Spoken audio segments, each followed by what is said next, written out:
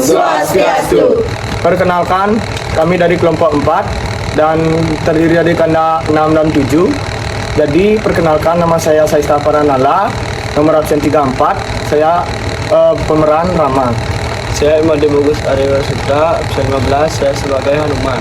Perkenalkan, nama saya Nika Febrianti, saya sebagai Wibisama dan Maitri Bandra, absen 26. Perkenalkan, nama saya Nika Ayu Dariana Naliani, saya nomor absen 25. Saya berperan sebagai Dewa Agni dan Satrina. Perkenalkan, nama saya Geni Panji Mayasa, absen 7, saya sebagai Rawana. Perkenalkan, nama saya Igusti Ayu Putu Kirana Arianti, nomor absen 9, saya sebagai Sinta. Perkenalkan, nama saya Gusti Ayu Komantadiani, absen 3, saya sebagai narator. Perkenalkan, nama saya Tugas Mesarika, nomor absen 17. Saya sebagai Dewa Baruna dan Dara. Perkenalkan, nama saya Imade Abiaryawan, absen 14, saya sebagai Laksmana.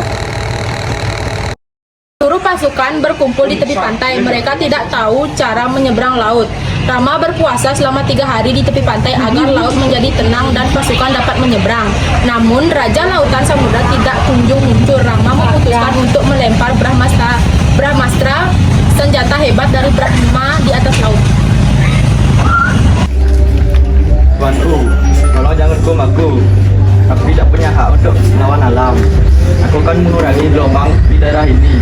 Dan pasukan Anda akan aman di daerah ini untuk membangun jembatannya. Silakan Anda membangun jembatan dan kami akan membantu Anda. Berkat bantuan dari Dewa Baruna, pasukan Kera berhasil membangun jembatan di atas laut yang menghubungkan ke Alengka. Dan dalam waktu yang bersamaan, Rahwana mengetahui rencana tersebut dan segera menyusun kekuatan untuk menghadapi pasukan Kera. Tidak lama seluruh keluarga Rahwana mengetahuinya, termasuk adik Rahwana yaitu Wibisana. Wibisana sebagai sang adik ikut memberi masukan kepada kakaknya agar tidak terjadi peperangan yang akan menggugurkan rakyatnya. Wibisana mengusulkan agar Dewi Sinta dikembalikan kepada Sri Rama. Rawana, kamu menganggap enteng semuanya. Selama ini aku tidak pernah mengurus hidupmu. Suatu saat nanti cucu-cucuku menjadi anak yang hebat. Dari Wibisana tersebut ditanggapi dengan kemarahan oleh Rahwana. Akhirnya Wibisana diusir dari Alengka karena sifat baiknya Wibisana kemudian bergabung dengan Sri Rama melawan kesombongan kakaknya sendiri sebagai simbol kebaikan. Aku bukan pengecut yang takut pada dua manusia yang telah ditunggangi keluar dari kerajaan oleh ayah mereka. Kalau kamu takut, silahkan bergabung dengan mereka. Aku tidak butuh siapapun. Pertempuran tidak bisa dihindari. Rama membuat persiapan untuk bertarung dan Sita bahkan tidak tahu bahwa Rama telah sampai di Alengka. Rahwana memikirkan rencana buruk. Dia memotong kepala binatang dan mengubahnya menjadi kepala Rama dan memberikannya kepada Sinta. Sita, kamu tetap menunggu Rama? Kamu wanita bodoh. Dia sudah tiada. Dia telah mencapai akhir hidupnya. Sita gemetar dan menolak mempercayai kata-kata dari Rahwana. Kamu tetap tidak percaya padaku? Lihat kepalanya. Aku telah membawanya sebagai pesta untukmu. Aku datang ke sini. Rahwana kemudian membawakan kepala Rama ke hadapan Sita. Sita menjerit ketakutan dan jatuh pingsan. Kemudian Rahwana pergi meninggalkan Sita dengan perasaan gembira. Di sisi lain, Rama memanggil pasukannya. Mereka berdiskusi mengenai perang yang akan mereka lakukan. Rama, kita datang jauh-jauh. Kenapa kau masih ingin bertemu dengan iblis itu? Potonglah dia menjadi 2 bagian dan buanglah dia. Aku setuju denganmu. Perang berarti jutaan nyawa. Aku merasa tidak enak melihat pasukan kita. Mereka muda, energik, dan berani. Banyak dari mereka yang mungkin kehilangan nyawa mereka dalam perang. Demikian pula pasukan Rahwana. Mereka juga akan kehilangan nyawa hanya karena kesalahan satu orang. Rama, kaulah orang yang mulia. Tidak ada yang bisa menandingi kualitasmu. Kemudian Rama bersama pasukannya pergi ke istana Rahwana. Rama, Laksmana, dan para pasukannya berdiri di depan istana Rahwana. Wibisana, yang manakah Rahwana di antara pria yang berdiri di luar sana? Yang berdiri di para wanita adalah Rahwana. Mendengar hal tersebut, Hanuman langsung berlari ke arah Rahwana dan memberikan pukulan keras di kepalanya.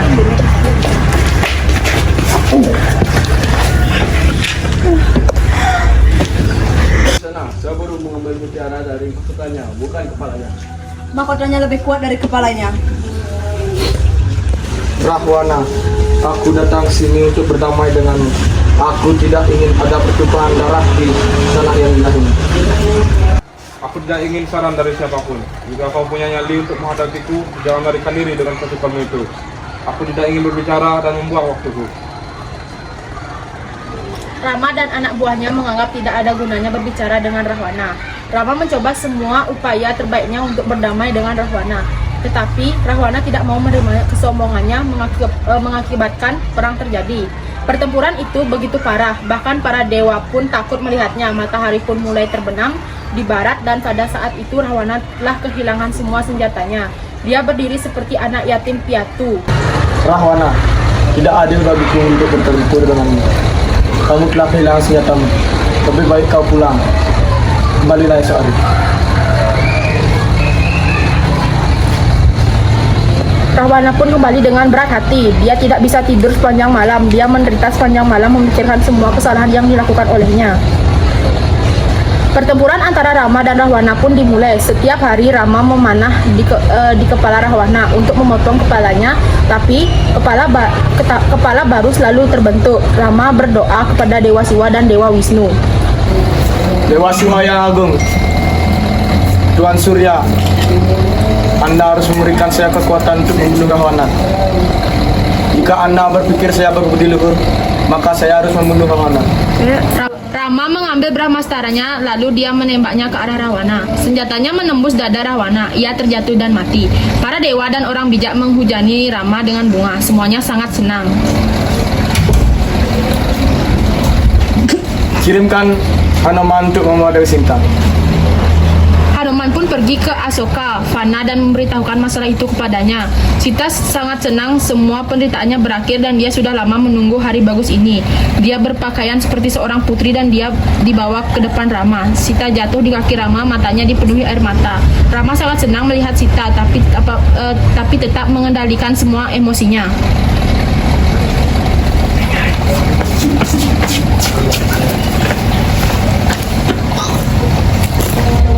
Sinta, bangun. Aku senang melihatmu kembali, tapi aku tidak bisa membawamu kembali lagi bersamaku. Semua orang terkejut mendengar kata-kata dari Rama. Sinta, kamu telah ditahan di tanah orang lain dengan waktu yang lama. Aku tidak bisa membawamu kembali bersamaku sebagai istriku. Sita tercengang dan Laksmana pun terkejut. Laksmana, aku telah menyakitimu dengan kata-kataku. Aku mencoba bunuh diri berkali-kali, tapi karena cintaku terhadap Tuhanku, aku tetap hidup. Karena sekarang kamu tidak menerimaku dan tidak ada pilihan lain selain bunuh diri, maka atur rapi sesuai keinginanmu dan aku akan bunuh diri di sini. Hanuman menangis. Laksmana mengatur api dan Sita menyentuh kaki Rama.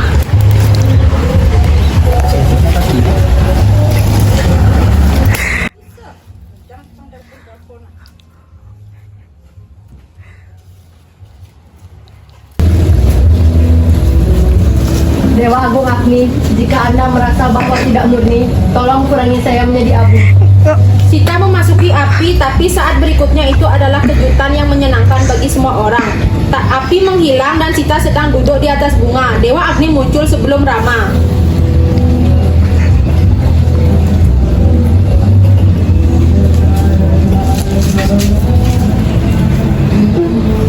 Rama, istrimu itu murni. Kami tidak memiliki kekuatan untuk membakarnya. Tolong bawalah dia bersamamu. Pasukan kera Raja Sugriwa, Wibisana dan orang-orang Alengka tercengang. Sinta, aku tahu selama ini, tapi aku ingin juga dunia tahu. Itu sebabnya aku menyuruhmu untuk masuk ke dalam api. Aku akan membawamu kembali bersamaku. Selanjutnya Sri Rama dan Dewi Sinta disambut oleh Batara dengan bahagia. Batara menyerahkan kepemimpinannya kepada kakaknya yaitu Sri Rama.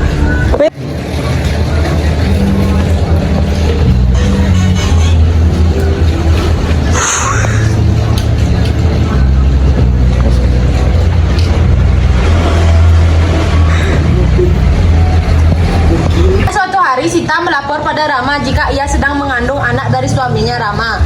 Sebagai seorang suami yang akan menjadi seorang ayah, tentu saja Rama sangat merasa bahagia.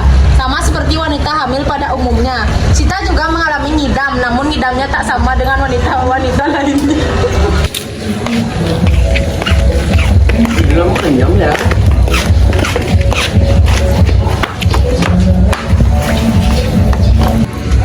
Suamiku, Ada apa istriku? Apakah kamu tahu apa yang calon anak kita inginkan? aku hanya ingin pergi ke tepian Sungai Gangga dan mengaturkan persembahan kepada para pendeta dan maresi. Aku juga ingin bermalam di sana selama beberapa hari dan merasakan hidup seperti para pendeta dan mendapatkan berkat untuk calon anak kita. Maka jadilah yang sesuai kamu inginkan. Namun, besok aku harus menghadiri sidang istana. Besok, aku akan mengantarmu ke tempat tujuanmu dan menemanimu. Rama telah menyanggupi keinginan Sita dan sudah berjanji untuk menemani Sita dan pergi ke tempat yang ia inginkan. Setelah perbincangan singkat antara pasangan suami istri itu, Sri Rama pergi menuju ke ruangan sidang istana. Dalam sidang itu, Sri Rama bertanya pada seluruh peserta sidang tentang hal-hal yang terjadi dan sudah menjadi bahan pembicaraan orang di dalam kota Ayodhya maupun di luar kota.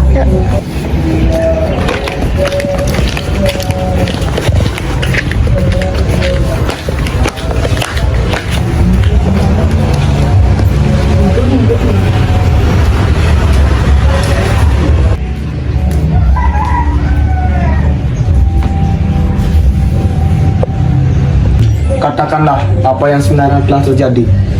Apa yang aku tidak ketahui sehingga semuanya telah membicarakan keluargaku. Penduduk di Ayodhya sangat mengagumimu tuanku.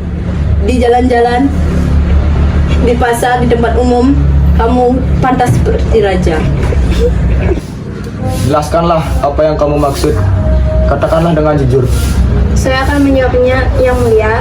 Para rakyat di luar sana merasa heran bagaimana Anda bisa menerima kembali Dewi Sita, sedangkan Dewi Sita di luar sana tidak mungkin tergoda oleh para raksasa, terutama Ravana. Hentikan omong kosongmu itu, penasehat.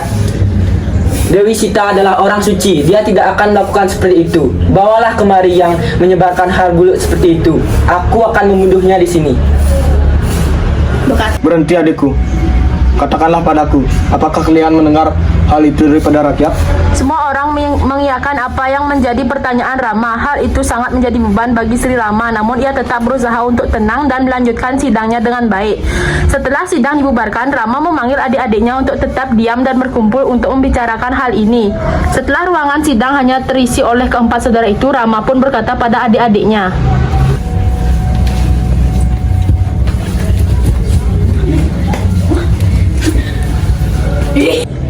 Bagaimana ini adik-adikku? Apakah yang harus aku lakukan? Bagaimana caranya untuk meredamkan desas-desus ini? Karama, seperti aturan dahulu, sudah wajibnya bagi seorang raja yang istrinya menjadikan aib atau membawa aib ke keluarga harus diasingkan dari keluarga itu. Apa maksudmu, Barata? Kak Sita tidak seperti itu. Ia suci. Apakah kau juga memaksudkan Kak Sita itu seperti itu? Hentikan Kak, kita harus mencari jalan keluar dalam masalah ini. Ini bukan hal sepele. Kita tidak boleh memikirkan keluarga kita saja. Kita harus memikirkan orang lain juga. Itu benar. Pikirkanlah hal ini sebagai seorang raja, bukan seorang suami. Hah? Laksmana, antarkanlah besok Dewi Sita untuk ke tepi Sungai Gangga untuk mengunjungi para petapa. Dan tinggalkanlah ia di pinggir pertapaan Resi Walmiki. Ini demi kebaikan kita semua. Dengan berat hati dan perasaan kecewa yang mendalam, Laksmana akhirnya setuju pergi untuk mengantarkan Sita ke tempat ia inginkan. Sesuai dengan perintah Rama, akhirnya keesokan harinya Laksmana mengatakan Sita untuk pergi ke tepian Sungai Gangga. Sita sangat gembira mengetahui jika permintaannya dituruti, namun sayangnya Sri Rama tidak bisa menemaninya sesuai dengan janjinya. Setibanya di tepian Sungai Gangga, Laksmana tidak bisa lagi membendung kesedihannya. Ia menangis terseduh-seduh sambil terus mengungamkan kata maaf kepada Sita. Hei Laksmana, ada apa? Mengapa engkau menangis seperti itu? Maafkan aku, Kakak. Sebenarnya Kak Rama menyuruhku untuk meninggalkanmu di sini karena rakyat sudah menganggapmu tidak suci lagi. Apa maksudmu adikku? Aku tidak mungkin melakukan seperti itu. Aku tidak mungkin mengkhianati Sri Rama. Ini demi kebaikan semuanya, Kak. Aku juga kecewa dengan keputusan Kak Rama. Aku tidak tahu harus berbuat bagaimana lagi. Baiklah Laksmana, kembalilah ke Ayodhya. Jika Raja sudah memutuskan, lalu apalah dayaku untuk melawan? Ini semua demi kebaikan Ayodhya sendiri. Pada akhirnya Laksmana pergi kembali ke Ayodhya dengan perasaan kacau. Ia meninggalkan Dewi Sita seorang diri di tepi sungai Ganga. Sita sangat sedih, ia menangis meratapi bagaimana kini nasibnya dan calon buah hatinya. Ada seorang siswa dari peseraman Resi Walmiki yang melihat Sita dengan keadaan kacau begitu. Akhirnya ia pun memutuskan untuk membawa Sita ke gurunya yang pastinya sudah mengetahui apa yang terjadi pada Dewi Sita. Sekian video drama dari kami. Mohon maaf bila ada salah kata dan salah perilaku. Kami tutup dengan Paramasanti. Om Santi Santi Santi Om.